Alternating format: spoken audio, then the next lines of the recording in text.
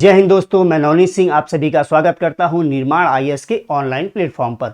दोस्तों, आज का जो हमारा सेशन होगा वो क्वेश्चन आंसर का सेशन होगा, जो कि कृषि उत्पाद तकनीक और खाद्य प्रसंस्करण पर आधारित होगा। और इन दोनों पर ही मैं एक एक वीडियो बना चुका हूं और आशा है आप देख लिए होगे। अगर देख लिए होगे तो आज का सेशन आपके लिए बहुत आसान होगा। अगर नहीं देखे हो तो जरूर देख लीजिएगा। और हर क्वेश्चन को पढ़ने के बाद मैं आपको 5 सेकंड का समय दूंगा ताकि आप उस क्वेश्चन के आंसर को सॉल्व कर पाओ। ठीक, उसके बाद मैं आपको आंसर बता दूंगा। तो चलिए शुरू करते हैं आज के सेशन को। पहला क्वेश्चन है, समानांतर फसल एक उदाहरण है। समानांतर फसल का एक उदाहरण है। देखिए, ऑप्शंस आपके हैं आलू और धान का, गेहूं और सरसों का, ज्वार और आलू का, कपास और गेहूं का। ठीक, अब समानांतर फसल होती क्या है उसको समझने के लिए पहले मैं मिश्रित फसल और अंतर्वर्ती फसल के बारे में बता देता हूं, उसके बाद आप समानांतर फसल समझ जाओगे। देखिए, मिश्रित फसल क्या होती है। मिश्रित फसल,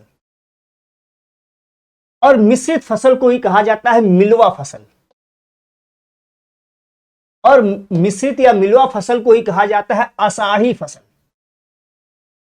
यह भी आपके एग्जाम के लिए इंपॉर्टेंट है, पूछा जा सकता है कि आषाढ़ी फसल किसे कहा जाता है। तो मिश्रित फसल को ही या मिलवा फसल को ही आप कहते हो आषाढ़ी फसल। बेसिकली इन्हें असिंचित क्षेत्रों के लिए विकसित किया गया था। असिंचित क्षेत्रों में मिश्रित कृषि की जाती है। इसमें बेसिकली होता क्या है, दो या दो से अधिक फसलें एक ही खेत में बोई जाती हैं। ठीक, तो उसे कहा गया मिश्रित कृषि, मिश्रित फसल, मिलवा फसल या आषाढ़ी फसल। लेकिन साइंटिस्टों ने यह सोचा, कृषि वैज्ञानिकों ने यह सोचा कि सिंचित क्षेत्रों में भी इस प्रकार की कृषि की जा सकती है, इस प्रकार के फसल उगाए जा सकते हैं।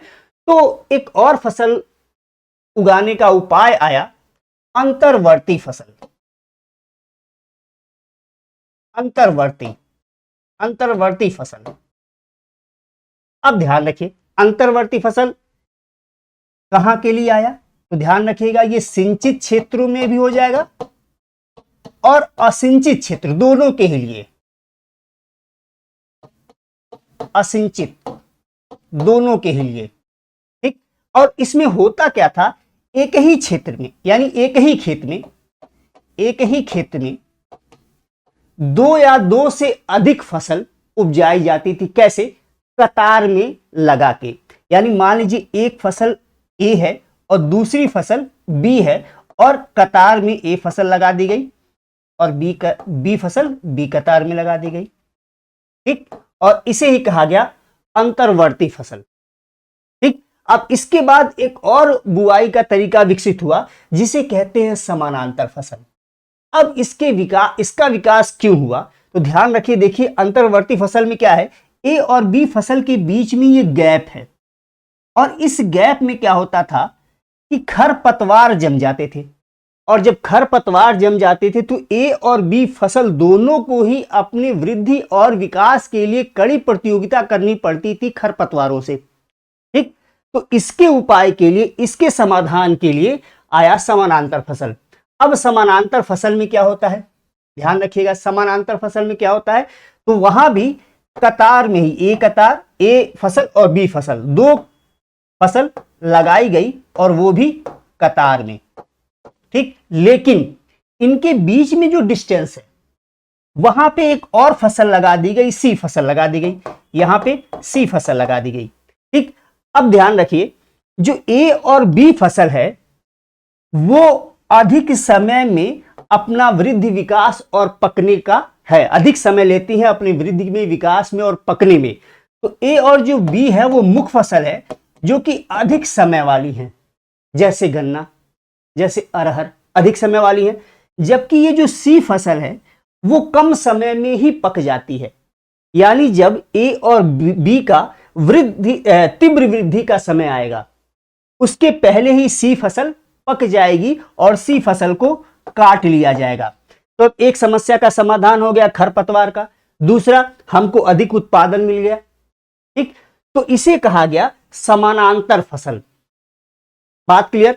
तो आपके एग्जाम में अंतर्वर्ती फसल भी पूछा जा सकता है, समानांतर फसल तो क्वेश्चन में है ही, मिश्रित फसल भी पूछा जा सकता है। अब इस क्वेश्चन का आंसर आप मुझे दीजिए, बताइए इसका आंसर क्या होगा।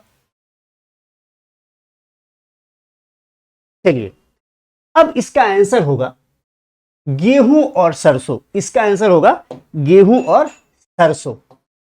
अब आप कहोगे यहां इससे कहां कतार में बोया जाता है भाई, तो ध्यान रखिएगा मिश्रित फसल से ही विकास हुआ है। समानांतर का पहले अनुवर्ती, उसके बाद अंतर्वर्ती, उसके बाद समानांतर। लेकिन अगर यहाँ पे ऑप्शंस को देखोगे तो आपको समझ में आ जाएगा और कोई भी ऑप्शन इसके हिसाब से नहीं हो पाएगा, इसलिए इसका आंसर क्या बनेगा, गेहूं और सरसों। बात क्लियर। चलिए अगले प्रश्न की ओर बढ़ते हैं। अगला प्रश्न है, रेशा फसलें निम्नलिखित में से कौन सी हैं, यानी जिसमें रेशा निकलता है वो कौन सी फसल है। आपका ऑप्शंस है कपास, सन, जूट, जूट, गन्ना, अलसी, कपास, मक्का, तंबाकू, ऊन, कपास, मक्का। चलिए आपका टाइम शुरू होता है अब।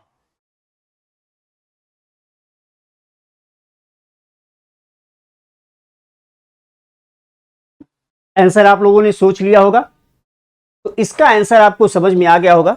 इसका आंसर है कपास, सन और जूट। चलिए आगे बढ़ते हैं। नेक्स्ट क्वेश्चन है,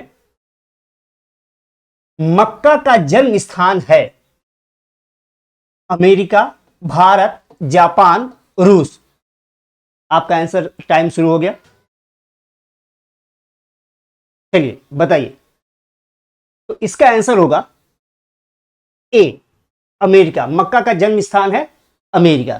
ठीक, चलिए नेक्स्ट क्वेश्चन में बढ़ते हैं। ट्रक फार्मिंग क्या है, ध्यान से देखिएगा इस क्वेश्चन को। अगर वीडियो आप देखोगे तो मैं इसके बारे में बताया हूं, और यहां जो ऑप्शन दिया गया है वो क्वेश्चन जो है और इसके जो ऑप्शन है कहीं ना कहीं किसी पेपर में आए हैं, इसीलिए इस क्वेश्चन को उठाया गया। थोड़ा सा ध्यान से इसका आंसर दीजिएगा।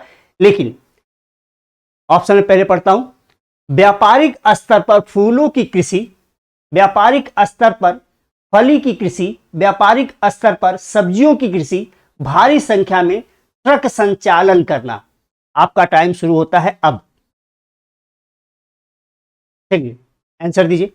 अब देखिए ऑप्शन आपको पढ़ने में कंफ्यूजन हुआ होगा, लेकिन आपको ध्यान होगा कि मैं ट्रक फार्मिंग में आपको बताया था कि अगर ये क्वेश्चन आए और आपके हिसाब वाला क्वेश्चन नहीं मिले तो आंसर आप क्या दोगे। ठीक, ध्यान रखिएगा कि अगर ये क्वेश्चन आए और ये ऑप्शन रहे कि ट्रकों द्वारा खाद्य पदार्थों का यानी कृषि उत्पादों का परिवहन, तो ये इसका सही आंसर है भारत के परिप्रेक्ष्य में। यानी सब्जी फल फूलों का परिवहन ही क्या है, ट्रक फार्मिंग है। कृषि उत्पादों का परिवहन ही क्या है, ट्रक फार्मिंग है। लेकिन यहां तो ये ऑप्शन दिए ही नहीं है, फिर आपका कौन सा आंसर सही होगा। अब इसके लिए आपका आंसर होगा सी। ध्यान रखिएगा, व्यापारिक स्तर पर सब्जियों की कृषि।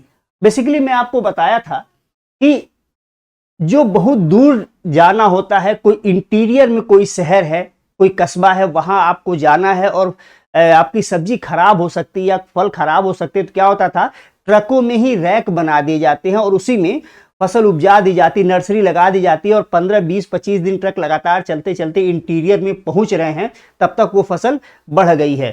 ठीक, और वहां उखाड़ने लायक हो गई है उत्पादन। तो ये है ट्रक फार्मिंग इस क्वेश्चन के हिसाब से। लेकिन अगर यहाँ पे अगर आपके क्वेश्चन में ये आंसर ऑप्शन हो, ये ऑप्शन हो कि कृषि उत्पादों का परिवहन, तो आप यही टिक लगाइएगा। फिलहाल यहां के लिए तो आपका ऑप्शन बनेगा सी। ठीक, चलिए आगे बढ़ते हैं। मोनोकल्चर एक विशिष्ट लक्षण है, मोनोकल्चर एक विशिष्ट लक्षण है व्यापारिक अनाज की कृषि, आजीविका कृषि का, रिले कृषि का और स्थानांतरित कृषि का। चलिए आपका टाइम शुरू होता है अब। चलिए इसका आंसर बताता हूं मैं आपको। देखिए मोनोकल्चर का मतलब होता है किसी एक प्रमुख फसल की कृषि, किसी एक प्रमुख फसल की कृषि ही कहलाती है मोनोकल्चर। चाहे वो विस्तृत कृषि की जाए, चाहे वो गहन कृषि की जाए लेकिन एक फसल की जाए, उसे आप कहते हो मोनोकल्चर।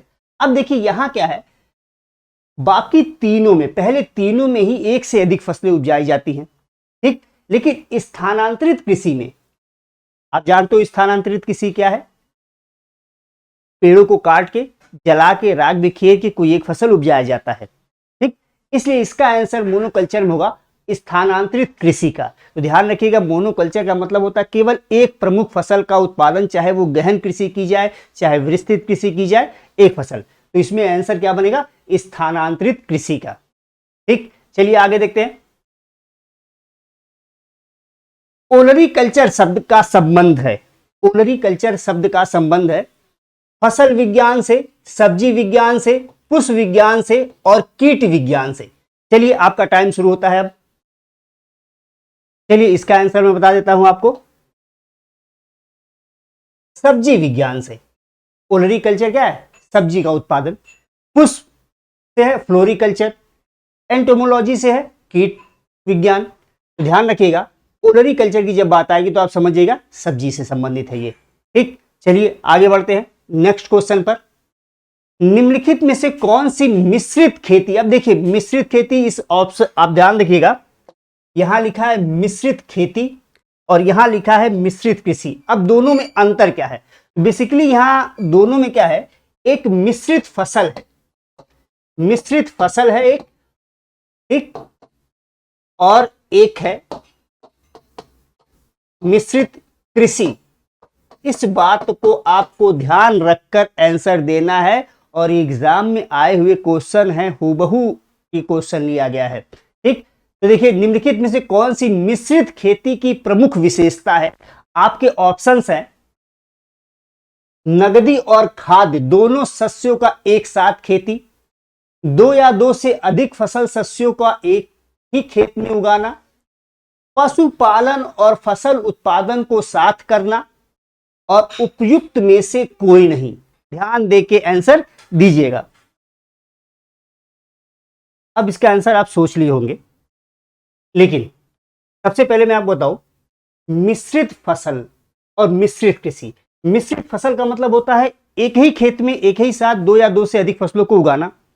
और मिश्रित खेती क्या होती है, कृषि के साथ साथ अधिक लाभ अर्जित करने के लिए पशुपालन भी करना, ठीक। तो मिश्रित फसल हो गया आपका एक ही खेत में दो या दो से अधिक फसलों को उगाना, और मिश्रित कृषि हो गई खेती के साथ साथ पशुपालन करना। भाई सिंपल सी बात, अधिक लाभ अर्जित होगा। तो अब सात्विक का आंसर अगर देखोगे आप तो आपको समझ में आ जाएगा, सी होगा, पशुपालन और फसल उत्पादन को एक साथ करना। ये हो गया आपका मिश्रित खेती या मिश्रित कृषि। अगला क्वेश्चन देखा जाए, क्वेश्चन नंबर 8। इसमें है मिश्रित कृषि। क्वेश्चन तो लगभग एक से लग रहा है, देखते फिर भी, में सम्मिलित है विभिन्न फसलों को योजनाबद्ध तरीके से उगाना, रबी और खरीफ फसलों को साथ उगाना, कई तरह की फसलें उगाना तथा पशुपालन भी करना, फलों को उगाना तथा सब्जियों को भी, ठीक। देखिए दोनों क्वेश्चन लगभग एक तरह के हो गए हैं, ठीक। तो इसका भी आंसर बनेगा कई तरह की फसलों को उगाना और पशुपालन भी करना, ये आंसर बनेगा आपका सी ही, ठीक। तो ध्यान रखिएगा, मिश्रित फसल और मिश्रित कृषि जब आए तो जब भी कृषि की बात की जाएगा तो कृषि और पशुपालन एक साथ होगा। जब मिश्रित कृषि की बात की जाएगी तो कृषि और पशुपालन एक साथ होगा, और मिश्रित फसल की जब बात की जाएगी तब दो या दो से अधिक फसलें एक समय में एक खेत में उगाना। चलिए आगे बढ़ते हैं अगले क्वेश्चन पे। नेक्स्ट क्वेश्चन आपके सामने है, निम्नलिखित हरी खाद वाली फसलों में से किसमें नाइट्रोजन की मात्रा सर्वाधिक पाई जाती है। ऑप्शंस आपके हैं ढैंचा, सनई, बोड़ा, ग्वार। बताइए आंसर। चलिए देखते हैं आपके आंसर को। तो ध्यान रखिए, इसका जो आंसर होगा वो तो होगा बोड़ा।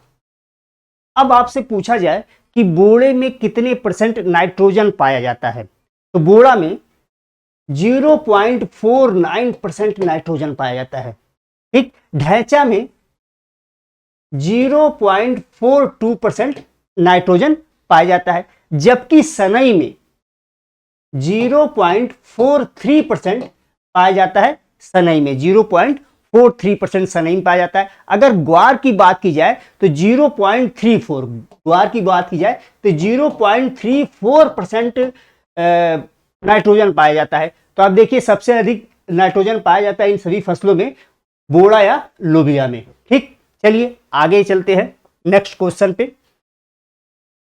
हरित खेती में सन्निहित है जैविक खेती एवं बागवानी पर जोर।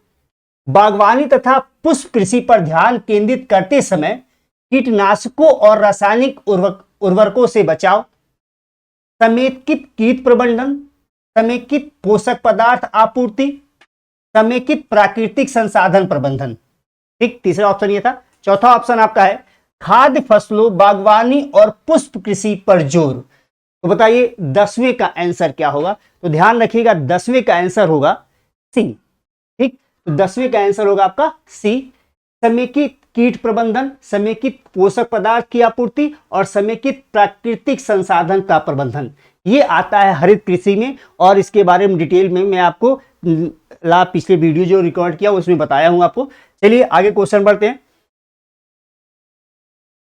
नेक्स्ट क्वेश्चन आपका है जीरो टिल बीज एवं उर्वरक ड्रिल विकसित किया गया था किसके द्वारा? PAU लुधियाना में, जीबी पंत कृषि एवं प्रौद्योगिकी विश्वविद्यालय पंतनगर, यानी पंतनगर अब उत्तराखंड में, ध्यान रखिएगा, IISR लखनऊ में और IAIR नई दिल्ली में। इसका आंसर क्या होगा? Question number 11। ठीक, तो इसका आंसर होगा जीबी पंत कृषि एवं प्रौद्योगिकी विश्वविद्यालय पंतनगर उत्तराखंड, यानी जीरो ट्रिल बीज और उर्वरक ड्रिल का विकास किया गया था जीबी पंत कृषि एवं प्रौद्योगिकी विश्वविद्यालय में। चलिए अगले क्वेश्चन पे हम आते हैं। मैक्रोनी गेहूं सबसे उपयुक्त किन परिस्थितियों में है? अत्यंत सिंचित परिस्थितियों के लिए, विलंबन से बुआई के लिए, असिंचित परिस्थितियों के लिए और उपयुक्त में से किसी के लिए नहीं। फटाफट आंसर दे दीजिएगा आप लोग क्वेश्चन नंबर 12 का। तो 12 का आंसर होगा सी, असिंचित परिस्थितियों के लिए। ठीक, असिंचित परिस्थितियों के है मैक्रोनी गेहूं। ठीक, अगला क्वेश्चन है पूसा सिंधु गंगा। पूसा सिंधु गंगा एक प्रजाति है किसकी? गेहूं की, धान की, मसूर की, चना की। ठीक, तो पूसा गंगा है गेहूं की प्रजाति। पूसा जो गंगा है, पूसा सिंधु गंगा, पूसा गंगा बोल जा रहा हूं, पूसा सिंधु गंगा जो है वो गेहूं की प्रजाति है। ध्यान रखिएगा, पूसा सिंधु गंगा एग्जाम में पूछा हुआ क्वेश्चन है और आपके एग्जाम में आ सकता है। ठीक, चलिए आगे बढ़ते हैं। कल्याण सोना।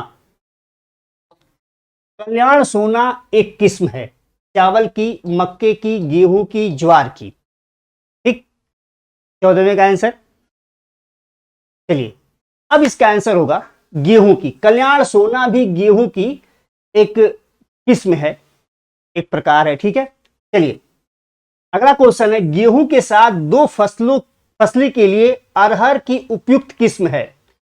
NA1, बहार, UPAS 120 और उपयुक्त में से कोई नहीं 15। तो इसका आंसर होगा UPAS 120। ठीक, तो गेहूं के साथ दो फसली के लिए अरहर की जो उपयुक्त किस्म है वो है UPAS 120। बात क्लियर? तो ये रहा आपका 15वां क्वेश्चन। ठीक, चलिए पढ़ते हैं 16वें क्वेश्चन की ओर।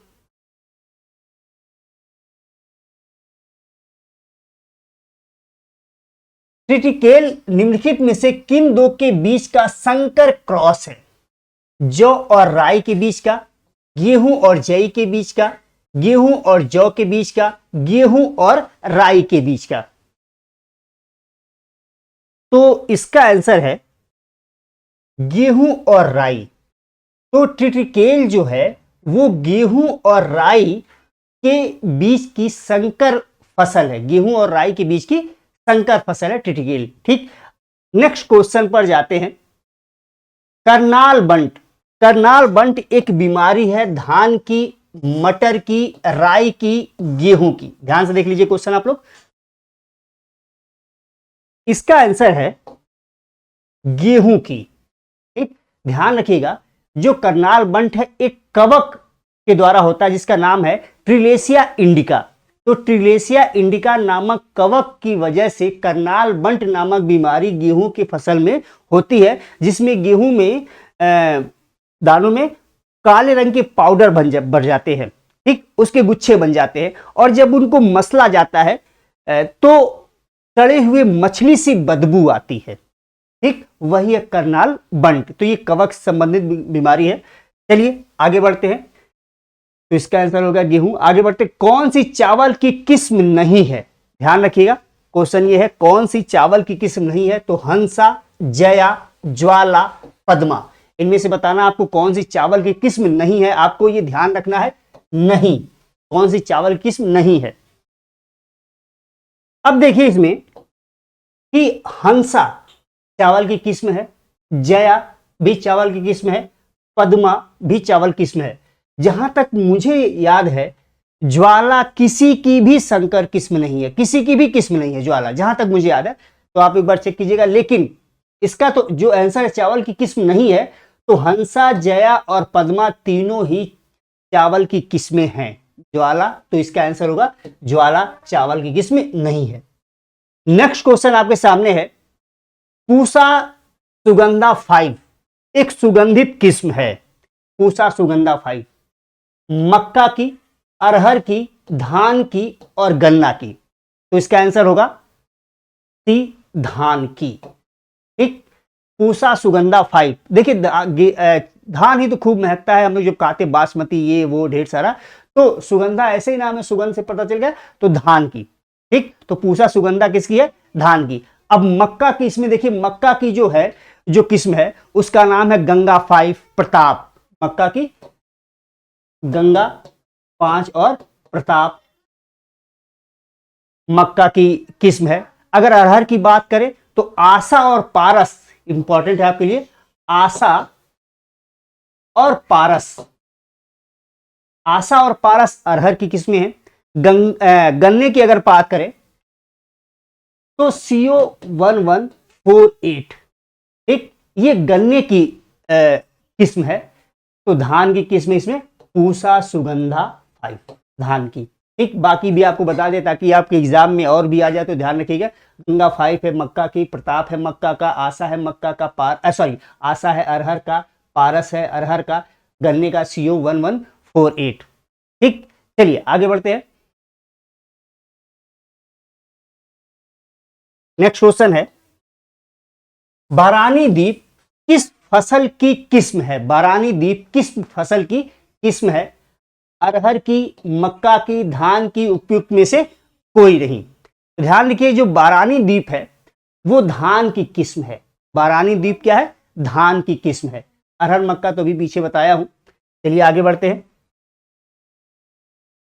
निम्नलिखित में से कौन सा एक चावल, निम्नलिखित में से कौन सा एक जीव चावल की फसल के लिए जैव उर्वरक का कार्य कर सकता है?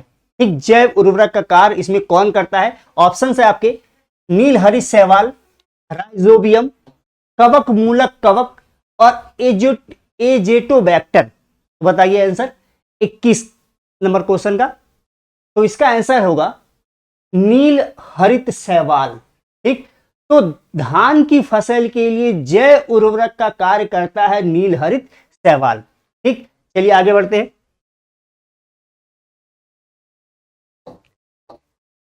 पेगिंग एक लाभकारी प्रक्रिया है।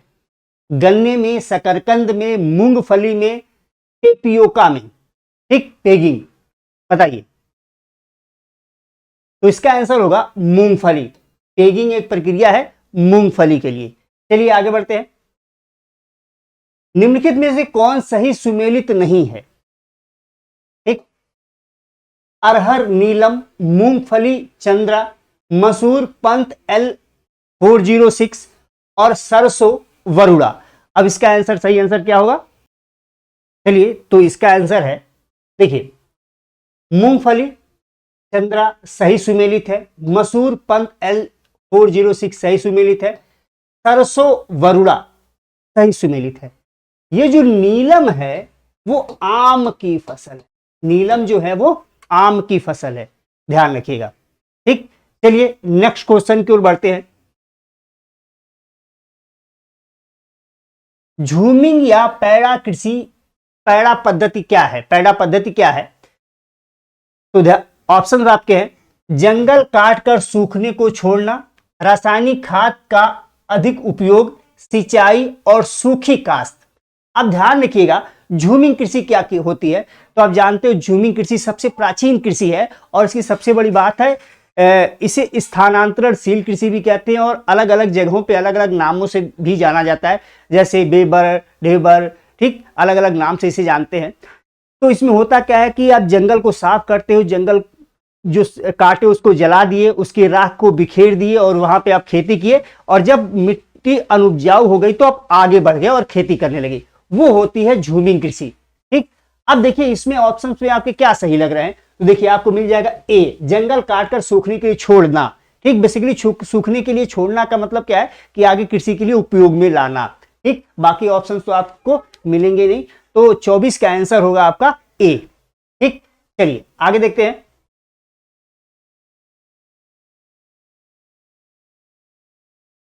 कौन सा सुमेलित नहीं है? अब एक ओर दिया गया है स्थानांतरणशील कृषि और दूसरी ओर दिया गया है राज्य। पूछा जा रहा इनमें से कौन सा सुमेलित नहीं है। तो ध्यान रखिएगा, ऑप्शन आप ध्यान से देख लीजिए, पोंडू उड़ीसा, मासा हिमाचल प्रदेश, पूनम केरल और झूम असम। ध्यान से एक बार ऑप्शन पढ़ लीजिए आप लोग। अगर हम इसके आंसर को देखें तो देखिए झूम असम में, नॉर्थ ईस्ट में झूम एकदम सही है, पूनम केरल में ये सही है, मासा ये गलत है। ठीक, मासा जो है हिमाचल प्रदेश वो गलत है। ठीक, साथ ही अगर देखें हम पोंडू, तो देखिए पोंडू आंध्र प्रदेश का है, आंध्र प्रदेश का है पोंडू, लेकिन कुछ हद तक उड़ीसा के कुछ एक क्षेत्र में पोंडू नाम दिया जाता है स्थानांतरणशील कृषि का। ठीक, पूरे उड़ीसा में नहीं, कुछ एक छोटे क्षेत्र में। तो वैसे तो पोंडू है आंध्र प्रदेश का, लेकिन इस ऑप्शन के हिसाब से अगर हम आंसर टिक करना हो तो हम देंगे मासा हिमाचल प्रदेश, ये सही सुमेलित नहीं है। ठीक, नेक्स्ट अगले क्वेश्चन पे चलते हैं। नेक्स्ट क्वेश्चन आपके लिए है, निम्नलिखित में से कौन सा सही सुमेलित नहीं है? एक ओर दिया है फसल और दूसरी ओर दिया हुआ है बीमारी। तो देखिए धान, हरित बाल, बाजरा, अरगट, मटर, बुकनी, चना, उकठा। ठीक, तो ध्यान रखिएगा जो हरित बाल है, हरित बाल जो रोग है वो बाजरे का है, हरित बाल जो रोग है वो बाजरे का है, बाजरा का। अरगट भी बाजरा का है, अरगट भी बाजरा का है, तो हरित बाल भी बाजरा का है, तो इसका आंसर सही होगा धान। अब धान के लिए एक रोग बता देता हूं जो बहुत एग्जाम में आता है, उसका नाम है खैरा रोग। धान के लिए जो इंपॉर्टेंट है उसका नाम है खैरा रोग। ठीक, और खैरा रोग जो होता है वो जिंक की कमी की वजह से धान में होता है, जिंक की कमी की वजह से। ठीक, तो ध्यान रखिएगा इस क्वेश्चन के हिसाब से अगर देखा जाए तो धान में हरित बाल रोग नहीं होता है, हरित बाल रोग होता है बाजरे में। चलिए आगे क्वेश्चन की ओर बढ़ते हैं। निम्नलिखित में कौन सी आम की किस्में दशहरी एवं नीलम क्रॉस से विकसित की गई हैं, यानी दशहरी और नीलम की संकर प्रजाति है, इनमें से कौन? अल्फांसो है, अम्रपाली है, चौसा है, मल्लिका है। चलिए तो इसका आंसर देखते हैं। इसका आंसर होगा आम्रपाली। ठीक, नेक्स्ट क्वेश्चन है आपके लिए है, स्टॉक फार्मिंग क्या है? स्टॉक फार्मिंग, ठीक, 2-3 फसलों को एक साथ उगाना, पशुओं का प्रजनन, फसल की अदला बदली, उपयुक्त में से कोई नहीं। ठीक, स्टॉक फार्मिंग, स्टॉक फार्मिंग है पशुओं का प्रजनन, पशुओं के प्रजनन को कहा जाता है स्टॉक फार्मिंग। ठीक, नेक्स्ट क्वेश्चन की ओर बढ़ते हैं।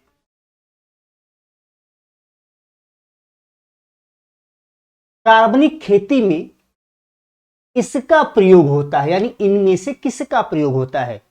रासायनिक उर्वरक, जैविक खाद, शाकनाशी, पीड़कनाशी। ठीक, तो कार्बनिक खेती की बात की जा रही है और कार्बनिक खेती में किसका प्रयोग होता है? ठीक, तो इसका आंसर है जैविक खाद का। जैविक खाद का उपयोग होता है कार्बनिक खेती में। ठीक, चलिए आगे बढ़ते हैं। निम्न में कौन सी भारत की परंपरागत सिंचाई विधि है?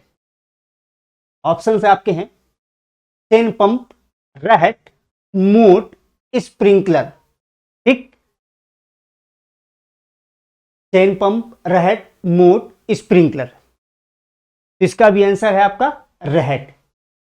एक परंपरागत सिंचाई विधि जो हमारे यहां है वो है रहट। नेक्स्ट है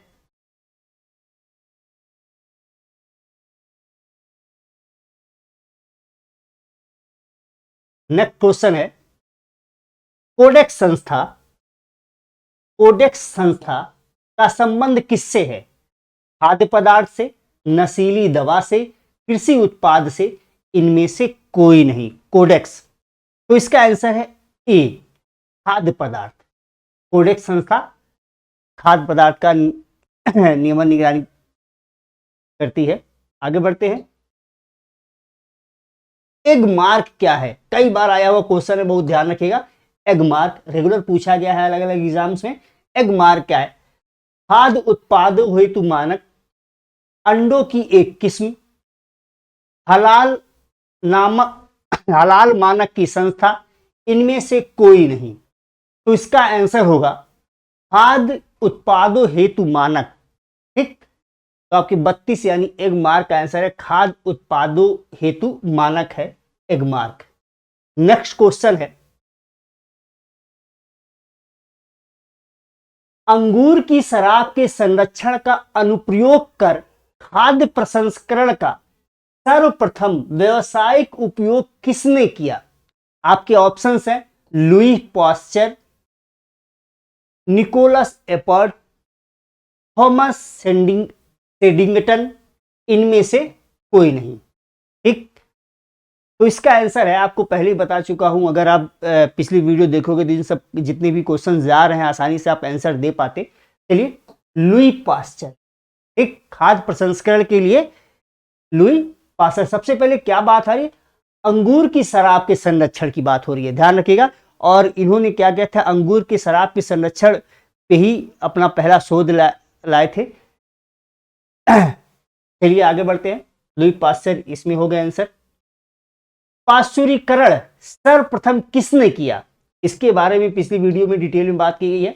लुई पास्चर ने, निकोलस एपर्ट ने, थॉमस सेडिंगटन ने, इनमें से कोई नहीं। ठीक, चलिए क्या आंसर दीजिए? इसका आंसर होगा लुई पास्चर। नाम से ही पता चल जाएगा पाश्चुरीकरण सर्वप्रथम किसने किया था। तो एक निश्चित टेम्परेचर पर पहले खाद्य पदार्थ को गर्म किया जाता है, फिर अचानक ठंडा किया जाता है पाश्चुरीकरण में। चलिए आगे बढ़ते हैं। इसका आंसर होगा लुई पास्चर।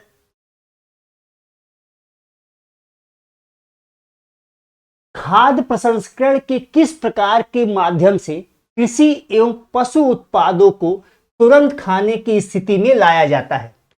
प्राथमिक प्रसंस्करण, द्वितीयक प्रसंस्करण, तृतीयक प्रसंस्करण और चतुर्थ प्रसंस्करण। अब ध्यान रखिएगा, 3 प्रसंस्करण मैं आपको बताया हूं, इसका आंसर ध्यान से दीजिए। अब देखिए, सबसे पहले प्राथमिक प्रसंस्करण क्या है? तो प्राथमिक प्रसंस्करण यह है कि कुछ परिवर्तनों के साथ कृषि और पशु उत्पाद को खाने योग्य बनाया जाता है। जैसे कि सफाई कर दिया गया, छटाई कर दिया गया, ग्रेडिंग कर दिया गया, पैकिंग कर दिया गया, उसके बाद खाने योग्य बना दिया। जैसे सेब के फल, मान लीजिए सेब का फसल है, तो सेब को आपने क्या किया? खराब को अलग कर दिया, साफ कर दिया और खाने योग्य कर दिया। ये प्राथमिक संस्करण कहलाता है। अगर हम द्वितीयक संस्करण की बात करें, इसमें मानव श्रम, पूंजी, बिजली, आधुनिक यंत्र का उपयोग किया जाता है और कृषि और पशु उत्पाद के भौतिक रूप को ही परिवर्तित कर दिया जाता है। जैसे कि कॉफी के बीज को कॉफी पाउडर में बदल देना, ठीक, वो होता है द्वितीय प्रसंस्करण। तृतीय प्रसंस्करण होता है कि तुरंत खाने योग्य बना दिया जाए, जैसे किसी भी फल का जूस निकाल दिया और पीने योग्य बना दिया, तो वो होता है तृतीय प्रसंस्करण। यानी कृषि एवं पशु उत्पाद को तुरंत खाने की स्थिति में लाया जाता है तृतीय प्रसंस्करण के द्वारा। ध्यान रखिएगा। तो आपके 35 नंबर क्वेश्चन का आंसर होगा सी। ठीक, चलिए आगे बढ़ते हैं। शुष्क हिमीकरण प्रक्रिया में खाद्य पदार्थों को किसके माध्यम से तीव्र वेग से बर्फित किया जाता है? तरल नाइट्रोजन, तरल हाइड्रोजन, तरल ऑक्सीजन, तरल कार्बन डाइऑक्साइड। ठीक, तो इसका आंसर होगा ए, तरल नाइट्रोजन के माध्यम से। ठीक, चलिए आगे बढ़ते हैं। अवंती मेगा फूड पार्क कहां पर स्थित है? अवंती मेगा फूड पार्क कहां स्थित है? देवास में, इंदौर में, ग्वालियर में, जबलपुर में। ठीक, तो इसका भी आंसर होगा A, Dewas. Avanti mega food park कहां स्थित है? देवास में। ठीक, आगे बढ़ते हैं। निम्नलिखित में से कौन सा एक पौष्टिक कैल्शियम का एक अच्छा स्रोत नहीं है? पौष्टिक कैल्शियम की बात की, पौष्टिक, अच्छा, पौष्टिक कैल्शियम का एक अच्छा स्रोत नहीं है। चावल, रागी, मलाई उतारा हुआ दूध और अंडा। पूछा जा रहा है पौष्टिक कैल्शियम का अच्छा स्रोत इनमें से कौन सा नहीं है? तो ध्यान रखिएगा, इसका आंसर होगा ए, चावल।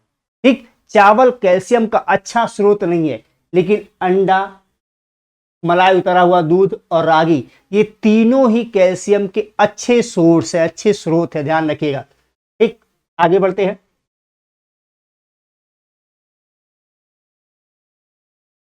सेब के फलों का हल्का लाल रंग किस पिगमेंट के कारण होता है? केरिया का जैंथिन, एंथोसाइनिन, कैरोटिनाइड और कैप्सोथिन। ठीक, ये ऑप्शन, ये डी है, का आ गया है, ये डी है।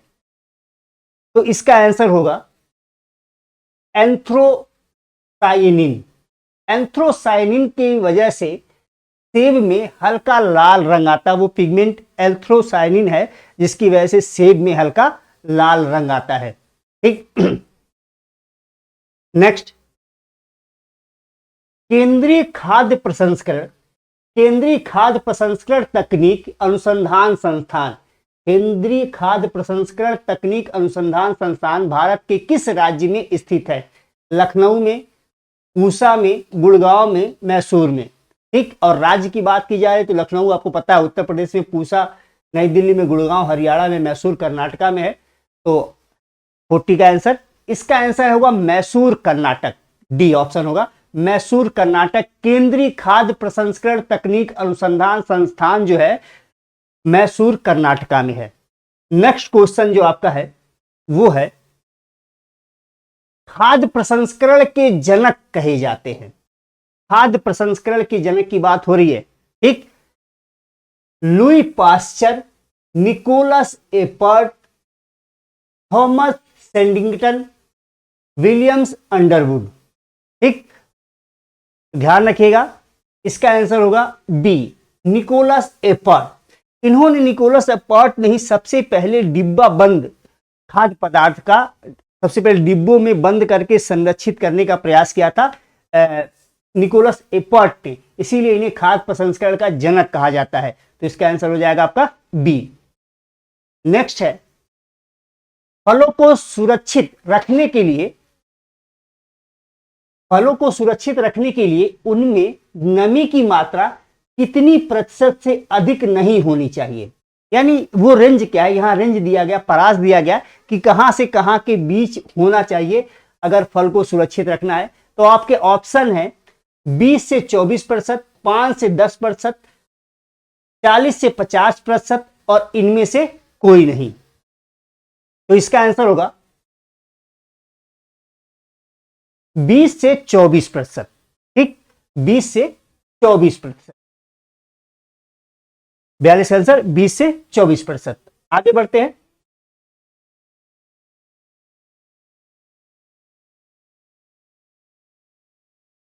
नेक्स्ट,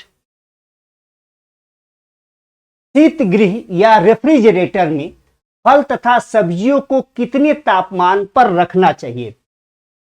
0 से 3 सेंटीग्रेड, 3.9 सेंटीग्रेड से 7.2 सेंटीग्रेड, 5 सेंटीग्रेड से 7 सेंटीग्रेड, 7 सेंटीग्रेड से 9 सेंटीग्रेड। ठीक, 43 का आंसर होगा, एक बार आप सोच लीजिए, बहुत आसान सा क्वेश्चन है। इसका आंसर होगा, आपके यहाँ फ्रिज होगा, रेफ्रिजरेटर होगा, तो आप ध्यान रखते होंगे कि आप किससे अधिक टेम्परेचर नहीं करते आमतौर पर और किससे कम नहीं करते। तो आप देखिए 3.9 से लेके 7.2 के बीच रखा जाता है। ठीक, नेक्स्ट क्वेश्चन है, सिरका में कितने प्रतिशत एसिटिक अम्ल होता है? सिरका में कितने प्रतिशत एसिटिक अम्ल होता है? 2%, 8%, 4.5% और 10% सिरका में। ठीक, तो इसका है 4 से 5%। ठीक, 4 से 5% सिरका में एसिटिक अम्ल होता है। ठीक, आगे बढ़ते हैं। एल्कोहलिक किण्वन में खमीर किस पर क्रिया करता है? एल्कोहलिक किण्वन में खमीर किस पर क्रिया करता है? आपके ऑप्शंस हैं प्रोटीन, वसा, कार्बोहाइड्रेट और सेल्यूलोज। ठीक, तो इसका आंसर है आपका कार्बोहाइड्रेट। एल्कोहलिक किण्वन में जो खमीर होता है वो कार्बोहाइड्रेट पर क्रिया करता है। ठीक, आगे बढ़ते हैं। सोडा वाटर नामक पेय में कौन सा पदार्थ मिलाया जाता है?